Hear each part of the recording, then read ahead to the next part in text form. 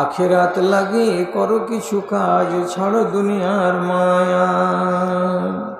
প্রভুর শরণে ক্ষয় করে দাও তোমার দেহ আর মন, পথিকের বেশে হয়েছে তোমার এ ধরায় আগমন।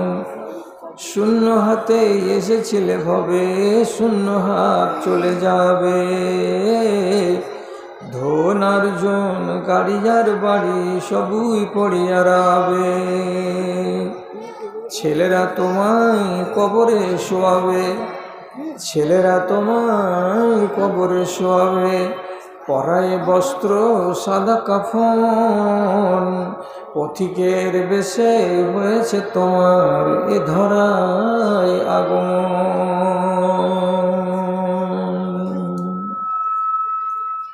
শ্রদ্ধেয় সভাপতি সাহেব, সমবেত এই এলাকার বিভিন্ন প্রান্ত থেকে মাদ্রাসার এক রাশ ভালোবাসা বুকে নিয়ে ও ইমানি জাজবাকে সাথে নিয়ে উপস্থিত বিভিন্ন শ্রেণীর ছোট ও বড় আমার ভাই ও বন্ধুগণ, তথা মজলিস থেকে একটু দূরে আড়ালে স্ক্রিনের সামনে বসে থাকা অগণন অসংখ্য মাত্রায় আমার আদরের মাতা ও ভগ্নীগণ, আমি আল্লাহর শুকরিয়া আদায় করতে পারছি এই আশাই যে বছরের এক প্রান্তে আপনি যেমন আজ এখানে এসেছেন শ্রোতা হিসাবে, তেমনি আমিও এখানে এসেছি আপনাদের সামনে কিছু বলার জন্য, বক্তৃতা দেওয়ার উদ্দেশ্যে। আল্লাহ তাআলা আমাদের সবাইকে অর্থাৎ উভয় পক্ষকে এই কাজের জন্য মনোনীত করেছেন, তিনি আমাদের যেন কবুল করে নেন এই কামনা রেখে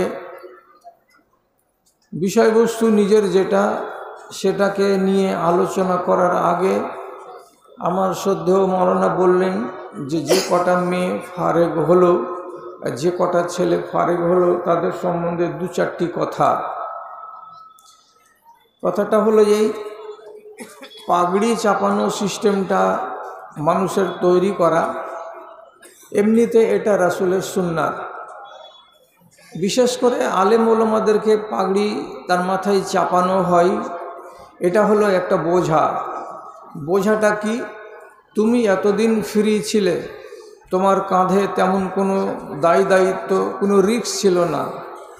আজকে 6খানা হাদিসের কিতাব পড়ে আর একাধিক তাফসির পড়ে দিনের বিষয়ে পণ্ডিত হয়ে গেলে এবার তোমাকে আমরা আমাদের দায়িত্ব থেকে ছেড়ে দিচ্ছি। তুমি স্বতন্ত্র হয়ে তোমার জাতকে কি করে বাঁচাবে, তোমার গ্রামকে কি করে বাঁচাবে, তোমার দেশকে কি করে সংশোধন করবে, সে দায়িত্ব নিয়ে তুমি বের হলে। তো রাসূল করিম যখনই কোনো মানুষকে উপদেশ দিতেন তখন বলতেন উসিকুম বিতাকওয়াল্লাহ।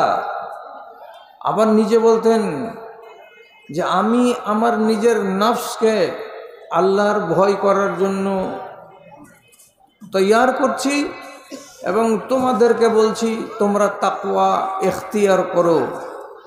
আমার বাবা জীবন যে কজন তোমরা ফারেগ হলে এবং আমার কন্যা সম মেয়েগুলো যারা তোমরা এখান থেকে ফারেগ হলে, তোমরা আমাদের নমুনা। যারা মেয়ে তাদেরকে বলছি তুমি তোমার ইলমের লাজ রাখবে, অন্যান্য নারীদের চাইতে তোমাকে আলাদা হতে হবে। তুমি যে বাড়িতে যাবে সেই বাড়িটা যেন আলো হয়, যেই পাড়াটাতে থাকবে সেই পাড়াটা যেন আলোকিত হয়, তোমার কাছ থেকে জ্ঞান পেয়ে সেখানকার লোক যেন সমৃদ্ধ হয়, তুমি যেন একটা প্রদীপের মতো হয়ে তোমার সমাজে তুমি বেঁচে থাকতে পারো। তুমি নিজে জীবনে কোনো দিন মুনকারের সঙ্গে জড়িত হবে না, কেন যে তোমার মগজে তোমার হৃদয়ের ভেতরে কুতুবে সিত্তা হাদিস এবং কোরআন ভর্তি করে দেওয়া হয়েছে। এরপরে তুমি যদি এর খেয়ানত করো তো তুমি তো আল্লাহর কাছে জবাব দেবেই, সমাজের কাছে তোমাকে জবাবদিহি করতে হবে। আর এই মাদ্রাসা যে তোমাকে লেখাপড়া করে আজ সমৃদ্ধ করে বিদায় দিল, এই মাদ্রাসারও কিন্তু মুখ পুড়ে যাবে।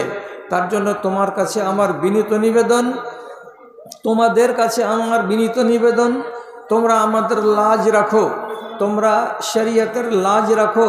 তোমাদের লাজ আল্লাহ রাব্বুল আলামিন রাখবেন। তোমরা একটা ভিন্ন জাতি, তোমাদেরকে আলাদা হিসেবে আত্মপ্রকাশ করতে হবে এবং সমাজ সংশোধনের ব্যাপারে সক্রিয় ভূমিকা পালন করতে হবে, যাতে কথায় কথায় তোমার সুনাম সুখ্যাতি চারিদিকে ছড়াই এবং সেই সাথে সাথে আমরা ওস্তাদ হিসাবে আমাদের নামটাও যেন আসে যে রহসপুর মাদ্রাসায় পড়েছিল অমুক অমুক ওস্তাদের কাছে। এই মাদ্রাসাও যেন সুনাম পাই আর এখানকার জনগণও যেন তোমাদের সুনামে অংশীদার হতে পারে। আল্লাহ তোমাদেরকে এই কাজের জন্য যেন বেছে নেন। এই কয়টি কথা আমার মেয়েদেরকে এবং আমাদের ছেলেদেরকে বলে আমি আমার নিজের বিষয়বস্তুর দিকে চলে যাচ্ছি, কেন যে আমাদের সময় খুব বরাদ্দ করার সময় এবং খুব সীমিত সময়। এইবার কথার দিকে নজর দিন, যেটা আমাকে আমার মতো করে বলতে হবে। এ বিষয়ে বলতে গেলে আমি আপনাদের সামনে কোরআন মাজিদের একটা সাংঘাতিক আয়াত পড়েছি, সে আয়াতটার তর্জমাটা করে দিচ্ছি, দেওয়ার পরে কিছু বক্তব্য আপনাদের সামনে রাখছি। আল্লাহ রাব্বুল আলামিন বলছেন এই সমস্ত মুসলমানগুলোকে সম্বোধন করে, এই মুসলমানগুলো, তোমরা কি আল্লাহর কিতাবের ভেতরে যতগুলো বিধি বিধান নাজিল করা হয়েছে সেই আইন কানুনগুলো কিছুটিকে মানবে আর কিছুটিকে মানবে না, বুড়ো আঙুল দেখাবে, অবজ্ঞা করবে, আর এইভাবে কিছু ধরে আর কিছু কানুনকে ছেড়ে দিয়ে তুমি নিজেকে মুমিন বলে দাবি করবে? এইটা যদি করো তাহলে আল্লাহ তাআলা বলছেন জেনে রাখো, যারা এইরকম নেচারের মুসলমান হবে যে আল্লাহর নাজিল করা কানুনকে কিছু মানবে কিছু মানবে না, এই লোকগুলোর দুর্গতিটা কি হবে? তো আল্লাহ তাআলা বলছেন খেজিউন ফিল হায়াতিদ দুনিয়া, যতদিন তোমরা দুনিয়াতে বেঁচে থাকবে লাঞ্ছিত হয়ে বেঁচে থাকবে, জিল্লতির জিন্দেগি কাটাবে, চোখ উঁচু করে বুক উঁচা করে শহরে বাজারে চলতে পারবে না, গলার আওয়াজ বড় করে কথা বলতে পারবে না, তোমাদের প্রতিপক্ষ তোমাদের টুঁটিকে চিপে ধরে নিবে আর ভেড়ার মতো করে ভিজা ছাগলের মতো করে তোমাদেরকে কাবু করে রাখবে। তারপর এই জিল্লতির জিন্দেগি শেষ করে যেদিন কিয়ামতে আল্লাহ রাব্বুল আলামিনের দরবারে যাবে, সেদিন যদি বলো আয় মালিক, মুসলমান হয়েছিলাম বলে আমাদেরকে দুনিয়াতে বড় লাঞ্ছনা গঞ্জনা সহ্য করতে হয়েছে, আমরা মুখ উঁচা করে কথা বলতে পারিনি, আমরা এতটাই জলিল হয়েছিলাম, আজ তো আমাদেরকে কিছু পুরস্কার দাও, আজ তো তোমার রাজ চলবে জি মালিক। তো আল্লাহ তাআলা বলবেন সেদিন দুনিয়াতে আমার আধা কানুনকে মেনে আর আধা কানুনকে বুড়ো আঙুল দেখিয়ে নিজের তকদিরে ঝাঁটা মেরেছিলি আর বুক উঁচা করে মুখ উঁচা করে কথা বলতে পারিসনি, সেই লোকগুলো আজ আমার কাছে এসেছিস ইজ্জতের দাবি নিয়ে। আল্লাহ তাআলা বলছেন ইউরাদ্দুনা ইলা আশাদ্দিল আযাব, তোমাদেরকে কিয়ামতের দিন আরো কঠিন আযাবের দিকে ঠেলে দেওয়া হবে। যাও লাল ঘরে যাও আর ওইখানে গিয়ে তোমার উৎপীড়ন শুরু হবে, সেই উৎপীড়নকে সহ্য করো, সেই আযাবকে সহ্য করো। কি পেলেন?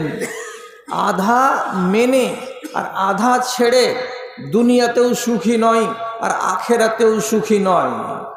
এই হলো মুসলমানদেরকে সাবধান বাণী আল্লাহ রাব্বুল আলামিনের পক্ষ থেকে। এবার চলুন ঈমান কাকে বলে আর কুফর কাকে বলে। রাসূল করিম যেই পরিবেশে এসেছিলেন, এসে নবী হয়েছিলেন, তিনি ওই ময়দানের চারিদিকে, সেই শহরের চারিদিকে দেখতে পেয়েছিলেন যে এটা একটা সুন্দর মাঠ। এই মাঠের ভেতরে শুধু আগাছা, কাঁটাওয়ালা বৃক্ষ উগে উগে আছে, ভালো জিনিস কিছু নেই। কেমন? তো শতকরা ৬০ জন লোক মদখোর, শতকরা ২০ জন লোক জুয়াবাজ, শতকরা ৭০ জন লোক সুদখোর, শতকরা ৮০ জন লোক, ৯০ জন লোক, তার চাইতে বেশি মাটির খোদার পূজারী। এই লোকগুলো কেউ সুদ খায়, কেউ মদ খায়, কেউ ব্যভিচার করে, কেউ মানুষের রাস্তাকে আলগে ছিনতাই করে, চুরি করে, রাহাজানি করে, ডাকাতি করে। তাহলে এই মাঠটার ভেতরে ভালো বৃক্ষ একটা কেন দেখতে পাওয়া যায় না? সব তো কাঁটা আর কাঁটা।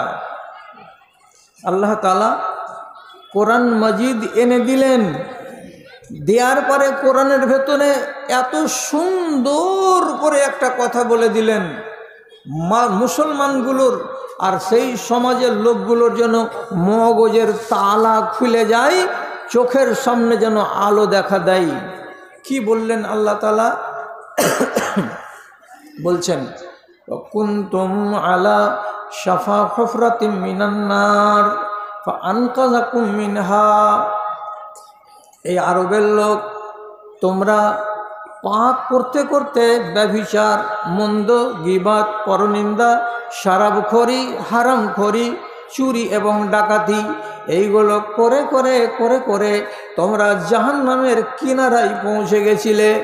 আর একটা ধাপ যদি উঠাতে, তার একটু যদি দেরি হয়ে যেত, তো তাহলে তোমরা জাহান্নামের আগুনে পড়ে যেতে, তোমাদের জিন্দগি পয়মাল হয়ে যেত।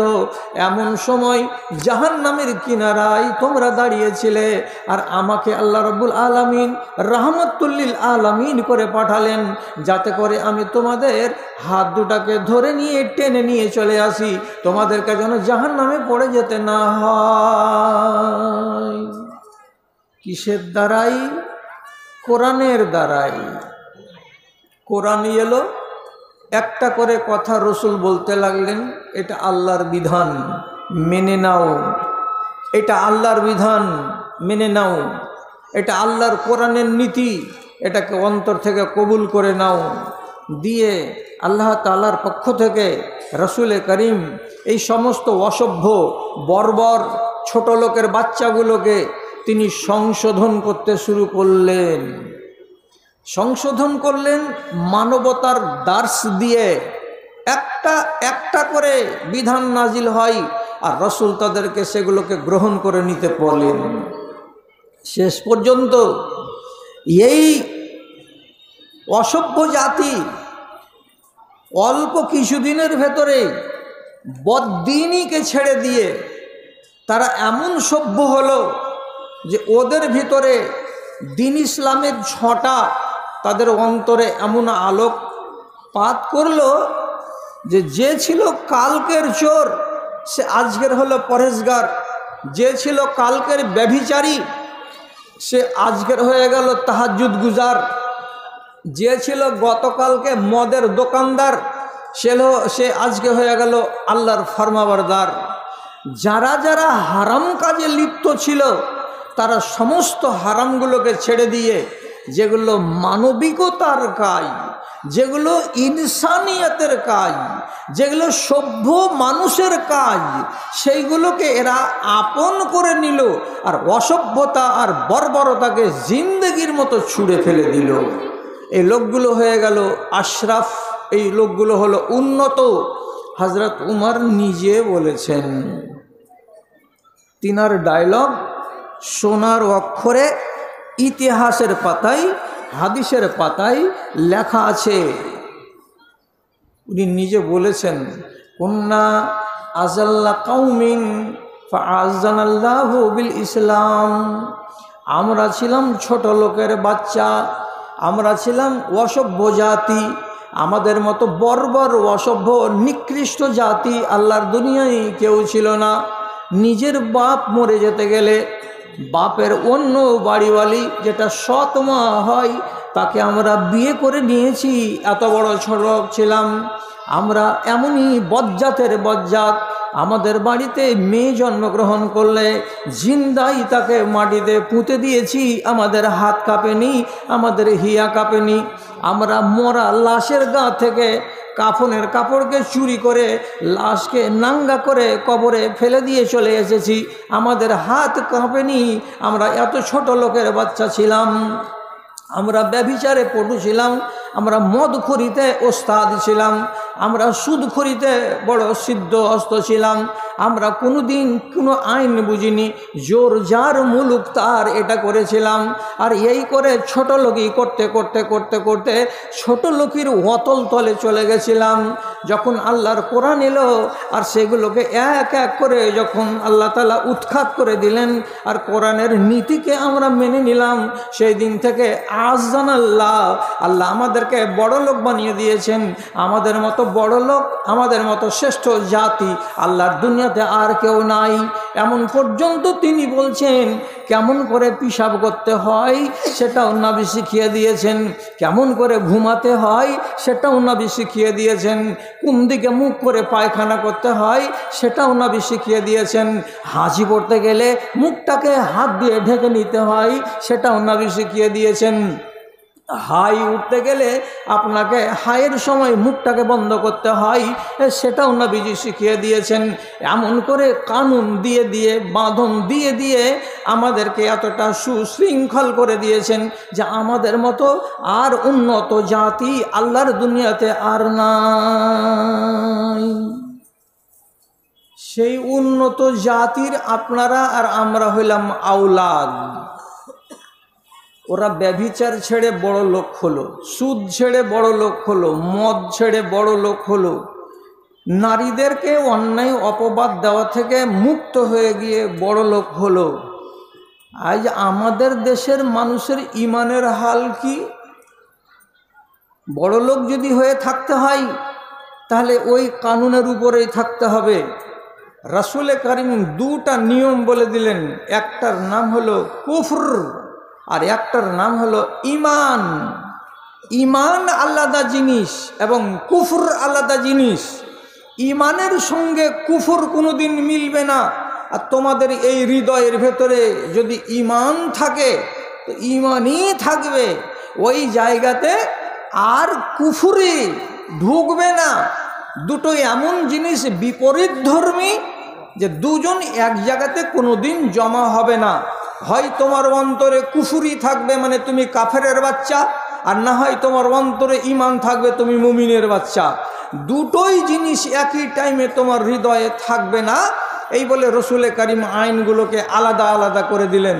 দেওয়ার পরে আল্লাহ তাআলা আসমান থেকে বিধান নাজিল করে এইবার বলছেন, ফামান শাআ ফালইউমিন ওয়া মান শাআ ফালইয়াকফুর। যতটি কানুন ছিল তোমাদেরকে বলে দেওয়া হলো, এইবার যার যার মনে লাগবে এই কথাগুলোকে কবুল করে নিবে আর কবুল করে নিয়ে মুমিন হয়ে যাবে। আর যার যার মনে লাগবে কথাগুলোকে ত্যাগ করে দেবে আর ত্যাগ করে দিয়ে সে নিজেকে কাফের বানিয়ে নেবে। তোমার ইচ্ছা তুমি কাফের হয়ে বাঁচবে না তুমি মুমিন হয়ে বাঁচবে। কাফেরি কাজ আর ইমানের কাজ এক জায়গাতে জমা হবে না। এর মানেটা কি? আপনি নমাজও পড়বেন আর সুদও খাবেন, এটা কোনো দিন হবে না। আপনি মদও খাবেন আর রোজাও করবেন, এটা জীবনে হবে না। আপনি চেহারাতে এক গাদা দাড়ি রেখেছেন, সুন্নাতি দাড়ি, আর দাড়ি রাখা মানুষটা হাটে গিয়ে ঝুটা কথা বলে গরু বিক্রি করবেন না। কুফরির সঙ্গে ইমান জীবনে কোনো দিন জমা হবে না। মানতে যদি কষ্ট লাগে একটা হাদিস বলছি, খেয়াল করুন হাদিসটার দিকে, তাহলে আপনার জ্ঞান ফিরে যাবে। কি জ্ঞান?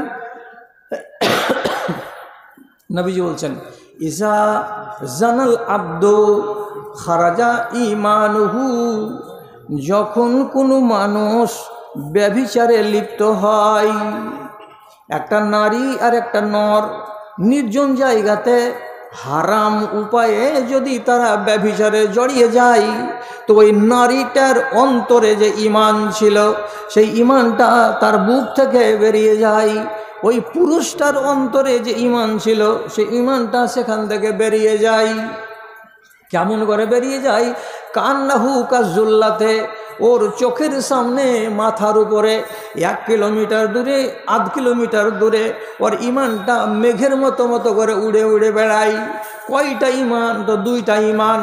একটা ছেলের নাম জিয়াউল হক আর একটা মেয়ের নাম রোজিনা।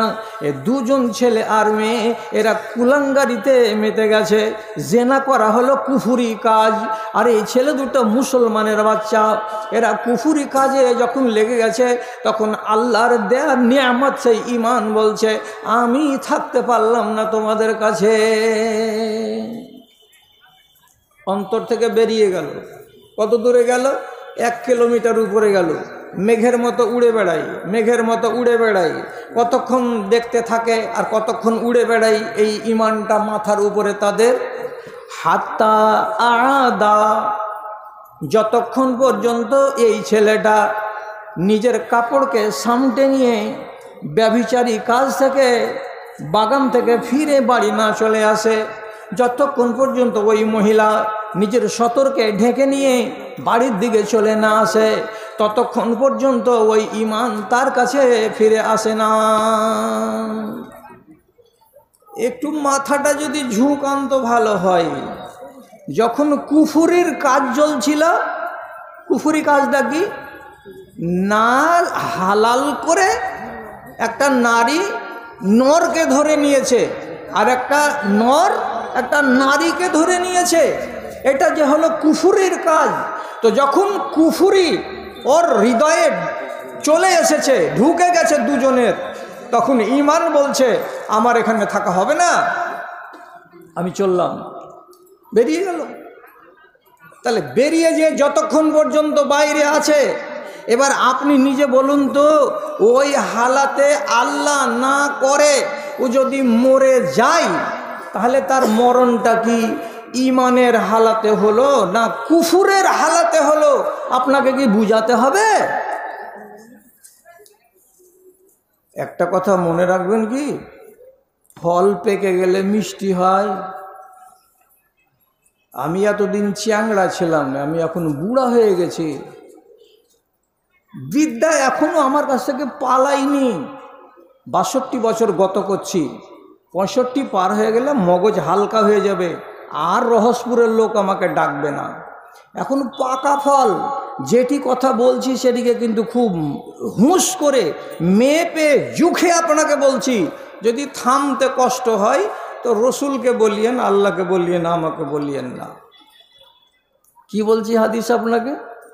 লা ইয়াজনি জানি হিনা ইয়াজনি ওয়া হুয়া মুমিনুন, লা ইয়াসরিকু সারিকু হিনা ইয়াসরিকু ওয়া হুয়া মুমিনুন, ওয়া লা ইয়াশরিবুল শারিবু আল খামরা হিনা ইয়াশরিবু ওয়া হুয়া মুমিনুন।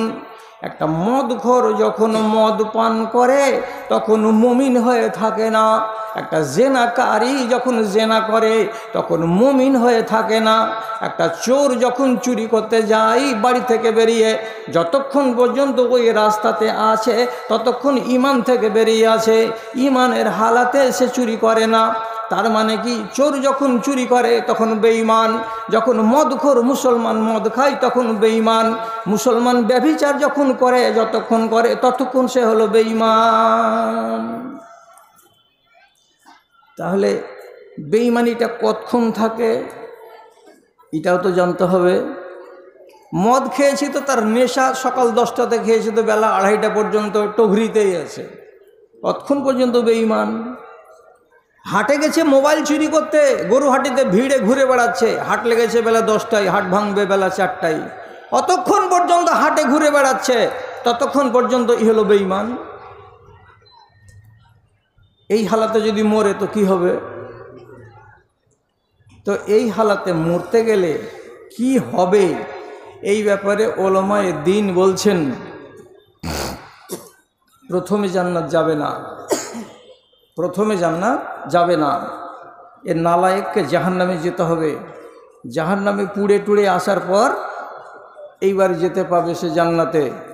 তো তাহলে আব্দুস সালাম নাম, রহসপুর গ্রামে বাড়ি, এত বড় নিজামিয়া মাদ্রাসা, আমার পড়োশি, আর সেই গ্রামে বাস করে যদি আমি মরি আর আমাকে যদি 100 বছর আগে জাহান্নামে পুড়তে হয় আর তারপরে যদি জান্নাত নসিব হয়, তাহলে এমন ঝাঁটা খাকা জিন্দেগি কিসের জন্য গত করবেন?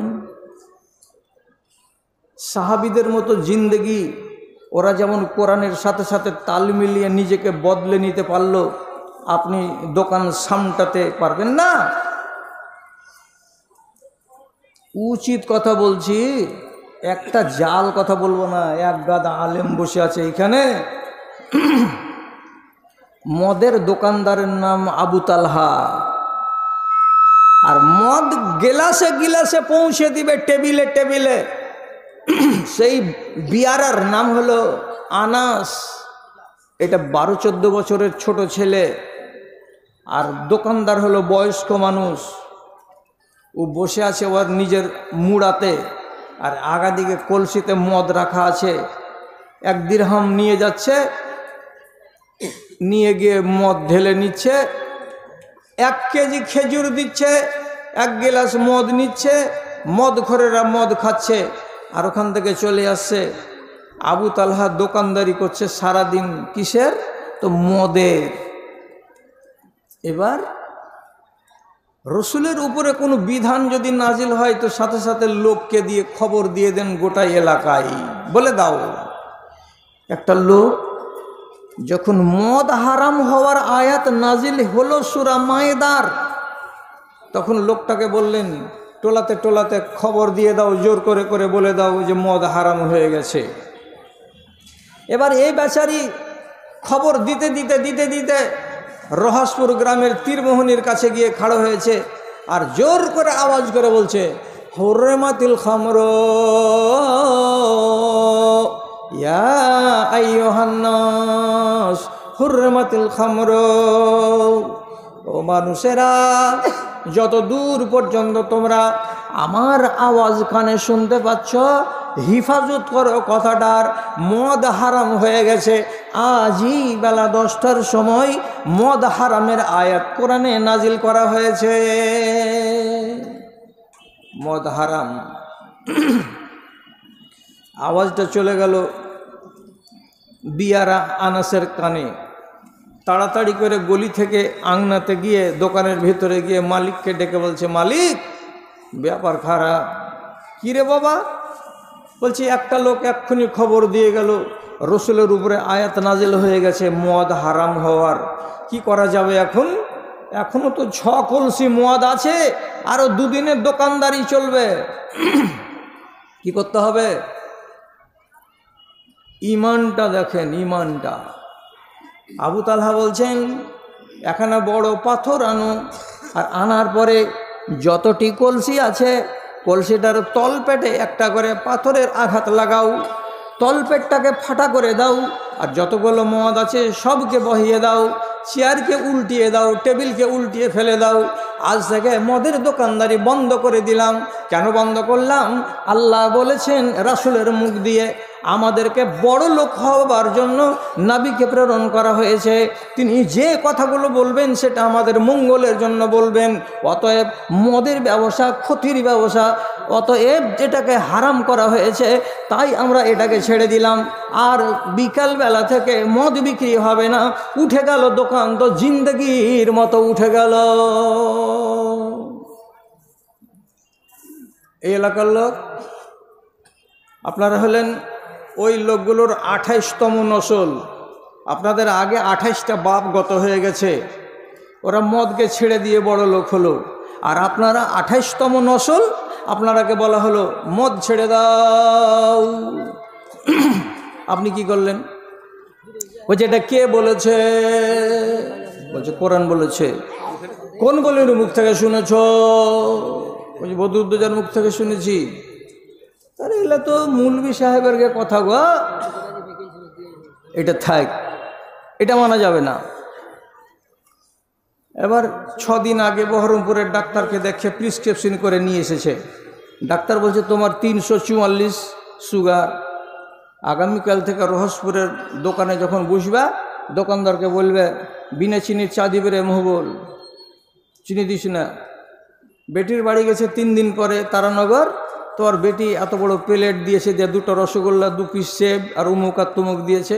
তো প্লেটটা দেখছে, দেখে কেছে, হাঁকে এগুলা দিস না রে বেটা। কেন যাওয়া যান? বলছে চিনি খাইতে পাবো না, রসগোল্লা খেতে পাবো না, ডাক্তার মানা করেছে। কেন? যাকে সুগার হয়ে গেছে। 1400 বছর আগে আল্লাহ তাআলা সূরা মাইদায় বললেন, মদ খেও না, তোমার ঈমান বরবাদ হয়ে যাবে। আর 1450 বছর পরে আজকে রহসপুরের মানুষকে বহরমপুরের ডাক্তার বলল, সুগার খাও না, সুগার যদি চিনি যদি খাও তো তোমার শরীর খারাপ হয়ে যাবে। এত কুলাঙ্গারের বাচ্চা আল্লাহর কথাটাকে ফেলে দিয়ে জলাঞ্জলি দিয়ে মদকে ছাড়তে পারলো না। আর ডাক্তার বলল সুগার ছেড়ে দাও, তো এমন করে সুগার ছাড়লো, ক্ষীর খাওয়াও বাদ, তো রসগোল্লা খাওয়াও বাদ, কুটুম বাড়ি গিয়ে ফিকা ফিকা চা খাওয়াও, চায়ের দোকানে বসে বসে সাদা সাদা চা খাওয়া। তুমি দুনিয়ার কানুনকে মানতে বড় রাজি, আর আল্লাহর কানুনকে কেউ মানতে রাজি নয়। কোন ईमानदार है? দোকান সামটানা है। আমি কয়েকদিন আগে জালসা করছিলাম এক জায়গায়, তো আমাকে বলছে, মৌলানা সাহেব লাউয়াগিরি করি, এটা ব্যবসা হালাল না হারাম? বলছে বিলকুল হালাল, 30 টাকা করে মাথা কাটানি নিচ্ছ হালাল। কিন্তু জেনে রাখো, কোনো মানুষ যদি এসে বলে দাড়িটি বানিয়ে দিস রে মহবুল, যদি দাড়িকে ছিলতে গিয়ে বেলেট লাগাও, তাহলে ওই কুলাঙ্গারের বাচ্চার যতটি গুনাহ হবে, ওর চেরানা গুনাহ তোর ঘাড়ে হবে। সারা দিনে যতটি দাড়ি ছিলবি, তোর গুনাতে তোর দোকান ভর্তি হয়ে যাবে। প্রত্যেক দিন বস্তাবন্দি করে বাড়ি গিয়ে তোকে জমা রাখতে হবে। যেদিন মরবি সেদিন দেখতে পাবি পরের চেহারার দাড়ি ছিলে দেওয়ার ঠেলাটা কত জোর। বলছে তাহলে তো দোকান মেরে খেয়ে যাবে মুলি সাহেব। তোর দোকানের বেশি দাম ছিল না আবু তালহার দোকানের দাম বেশি ছিল? কথা বললা রে, 9 কলসি মদের দাম কত? আর তোর 3 খান বেলেট আর 2 খানটা খুর আর একটা 30 টাকা দামের যেন তেন পাউডার, এর কতটি দাম হয়? তুই বেশি বড় দোকানদার। দোকান বন্ধ করো, কোরআন চলে এসেছে। আপনাকে একদম সহি কথা বলছি, ঈমানগুলোকে মিলিয়ে দেখেন, তার জন্য বলছি। কি কথা? হিসাব লাগান। রাজুল জাহাবা এলা বাগিয়াতিন ফিল জাহেলিয়াতে, একটা লোক নিজের পকেটে 3-4টা দিরহাম চাঁদির টাকা পকেটে করে নিয়ে একটা বেশ্যার কাছে চলে গেছে। ওই মেয়ে ছেলেটি এটাই দোকানদারি করত, এটাই ব্যবসা করত। এর মানে একটা লোক যদি তার ইজ্জতকে নিয়ে খেলে, তো তার বিনিময়ে সে 2 দিরহাম পাবে, 3 দিরহাম পাবে। আর দিরহামের দাম কত? 4.5 গ্রাম চাঁদি দিয়ে একটা কয়েন বানানো হয়। তাহলে 4.5 গ্রামের একটা চাঁদি দিয়ে নয়, 3-4টা দিরহাম দিয়ে একটা লোক একটা নারীর সঙ্গে মিলামিশা করতে পাবে। তাহলে সারাটা দিনে যদি ওই মেয়ে ছেলেটি 10টা বেটা ছেলেকে নিজের কাছে গমন করার সুযোগ দেয়, তাহলে ওই মেয়েটির সারা দিনে 30 দিরহাম কামাই হবে। খলিফার বেটা হুঁশ করে দেখ, তোর লাউয়ার দোকানের কতটি দাম আছে, আর এই বেটি ছেলেটার দোকানের কত দাম আছে। ইয়েসাল একটা লোক চলে এসছে, পকেটে টাকা ভরেলে বলছে, এই ধর টাকাটি লে আর ভিতর ঘরে চল, যেটা ব্যবসা তোর সে ব্যবসা তুই করবি। আর আমি এসেছি এক মজনুন, আমার মনের ভেতরে আগুন জ্বলছে, যৌন চেতনা, তাকে আমি নিবারণ করব। তুই টাকা দিবি, আমি টাকা দিব, তুই ইজ্জত দিবি, ঘরে চল। মেয়ে ছেলেটি কি বলছে? মা ইয়া আব্দুল্লাহ, এই আল্লাহর বান্দা থেমে যা, যেখানে খাড়ো আছিস ওখানেই দাঁড়া, আগিয়ে আসিস না। ইন্নাল্লাহ কাদ জাল ইসলাম বিল জাহেলিয়াতে, আল্লাহ রাব্বুল আলামিন ইসলাম নিয়ে এসেছেন জাহেলিয়াতের বদলে। আল্লাহ এই দুনিয়াতে জাহেলিয়াতকে বরকরার রেখেছিলেন। মূর্খদের রাজ চলছিল, অমানুষদের রাজ চলছিল, সেগুলোকে আল্লাহ তাআলা বদল করে দিয়েছেন। ও যা আবিল ইসলামে, আর ইসলামকে পাঠিয়ে দিয়েছেন আমাদের মাঝে। রাসূল করিম ইসলামের কথা বলেছেন, রাসূল করিম তাহজিবের কথা বলেছেন, রাসূল করিম সভ্য হওয়ার কথা বলেছেন। অতএব সভ্য হতে গেলে এ নোংরা ব্যবসা ছেড়ে দিতে হবে। এটা হলো হারাম ব্যবসা। শারীরিক সম্পর্ক একটাই নারীর সঙ্গে করা যাবে, তাকে বিয়ে করে হালাল করে করা যাবে। আর রোজ রোজ টাকা দিয়ে যে কোনো নারীর কাছে যাওয়া যাবে না। আর আমিও এমন নারীর নারী, আমি যদি মিলামিশা করি তো আমার স্বামীর সঙ্গে মিলামিশা করব, আর বাদ বাকি দুনিয়ার কোনো মানুষের টাকা নিয়ে আমি আমার ইজ্জত দিতে পারবো না। এটা হলো কোরআনের বিধান। 30 দিরহাম করে দিনে ইনকাম। চা বেচা কয় টাকা হয় তোর? দিরহামটিকে যদি মিলিয়ে হিসাব লাগাবি, তোর দোকানদারি করাচ্ছে তো এই মেয়ে লোকটার দোকানও অনেক বড় ছিল। এত বড় ইনকামকে রেখে দিয়ে বলছে এই টাকা থো পকেটে, খড়া হ। শেষখানে তখন আস্তে করে কইছে তাহলে আজ হবে না। না, মেয়ে লোকটা বলছে বুঝতে পারলি না, জাহেলিয়াত চলে গেছে, ইসলাম চলে এসেছে, ফের তুই বলছিস যে আর হবে না। আজ খবরদার, আর ভাবতে হবে না তোকে। বেচারি চলে যাচ্ছে মায়ুস হয়ে, মনের ভিতরে আগুন জ্বলছে। কিসের? তো সেক্সের আগুন।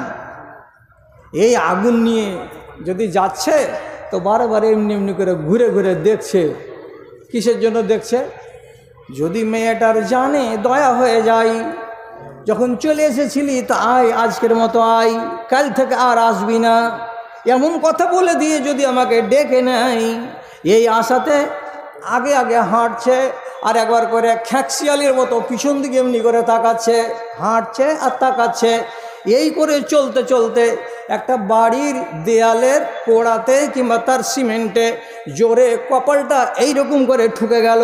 আর যেমনি ঠুকে যাওয়া তরতর তরতর করে তাজা রক্ত বেরিয়ে গেল। সেই তাজা রক্তকে নিয়ে ঝরাতে ঝরাতে রাসূল করিম সাল্লাল্লাহু আলাইহি সাল্লামের কাছে এসে বলছেন, আল্লাহ পাকের রাসূল, আমার ঘটনা হলো এই দেখুন কপাল দিয়ে রক্ত ঝরে ঝরে পড়ছে।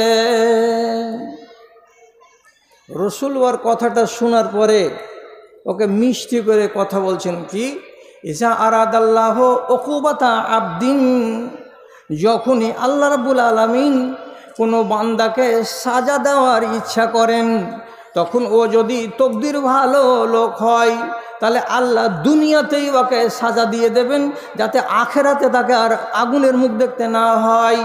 আবার অনেকগুলো লোক এমন আছে যাদেরকে যদি সাজা দিতে হয় তো আল্লাহ তাআলা দুনিয়াতে দেন না, আখেরাতে তার মুখ পুড়ায়।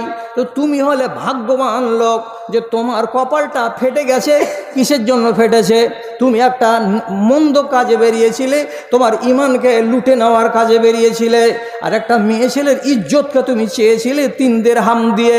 এই জন্য এটা তোমার বড় পাপ। আর এই পাপটাকে আল্লাহ তাআলা জমিয়ে রাখবেন না বলে তোমার কপালকে ফাটিয়ে দিয়েছেন, তোমার রক্তকে ঝরিয়ে দিয়েছেন। এবার তুমি শুদ্ধ হয়ে গেছো, জিন্দেগির মতো তওবা করে নাও, আর নিজের আত্মাটাকে পাক করে নাও, জীবনে আর এই কাজে যাবে না।